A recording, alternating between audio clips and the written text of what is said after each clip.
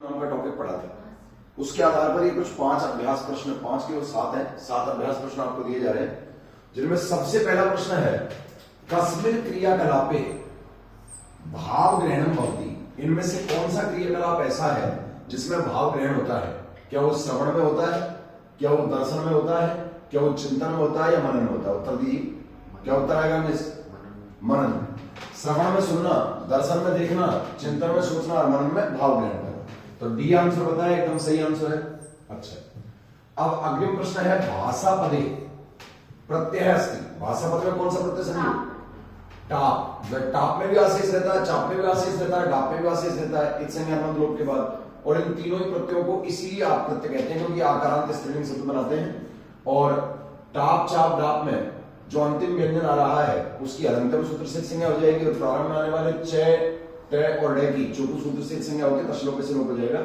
तो इन तीनों में आशेष रहेगा, लेकिन ये तीनों भिन्न भिन्न प्रकृति के हैं। स्वरांत या अजंत शब्दों के साथ में टाप प्रत्यय जोड़ा जाएगा, सूर्य शब्द के साथ में चाप प्रत्यय जोड़ा जाएगा, और जो नकारांत शब्द है सीमन, भामन, इनके साथ में क्या जोड़ा जाएगा? डाप। तो यह सटीक उत्तर क्या आएगा?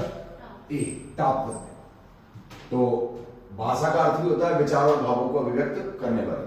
विचार चिंतन में वैसे होते हैं, भाव मनन का। अच्छा, अगला प्रश्न है भाषा अधिगम से तृतीया मनोवृत्ति अस्ति।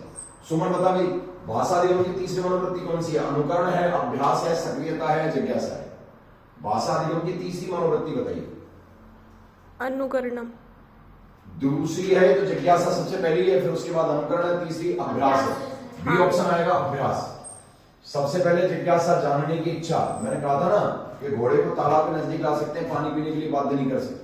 तो जब तक जिज्ञासा नहीं होगी तब तक सर इसकी वो ट्रिक थी ना जा वाली। नहीं, आपने अनुकरण बताया, अनुकरण तीसरे नंबर पे पूछा है ना, तीसरे नंबर पर अभ्यास आएगा। अब है अगले प्रश्न है पाणिनीय शिक्षायाम त्रिषष्टि चतुष्षष्टि वर्णानाम आधार अस्ति। सभी बताइए, पाणिनीय शिक्षा में 63 या 64 वर्णों का आधार क्या है?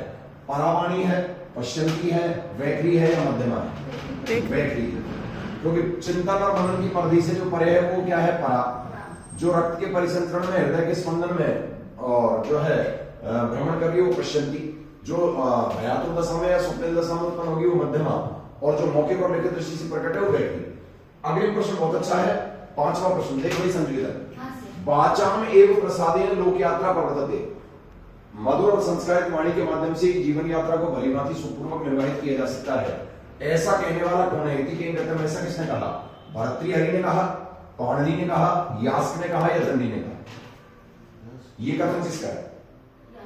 यास्क का तो ही नहीं। यास्क ने तो व्यक्तावाची भाषा ऐसे परिभाषा दी है।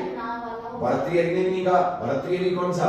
लोक समता ने सर दंडी ने कहा है। दंडी ने कौन से ग्रंथ में कहा है? काव्य दर्शन। क्या कहा है? वाचाम प्रसादे लोक यात्रा प्रवर्तते। अब अगले प्रश्न बहुत अच्छा है, इस प्रश्न को देख रहा मैं। बुद्धि पोषक क्रियाकलाप है नस्ती। बुद्धि का पोषण करने वाला क्रियाकलाप नहीं है, नहीं है पूछा है। जो बुद्धि का पोषण नहीं करता अर्थात जिसके माध्यम से बुद्धि में नॉलेज का संचय नहीं होता, श्रवण से, भाषण से, पठन से या दर्शन से। भाषण बिल्कुल सही बताया, शाबाश, बहुत बढ़िया, एकदम सटीक उत्तर है। भाषण ये ज्ञान को बाहर ले जाता है, अंदर नहीं ले जाता, बाहर प्रकट करता है। अंतिम ये देखो सुक्ति भी अपने आप में बाघ भूषण भूषण। मैंने कहा भी था कि ऐसी वाणी बोलिए मन का आपा खोए और औरों को शीतल करे आपो शीतल हो।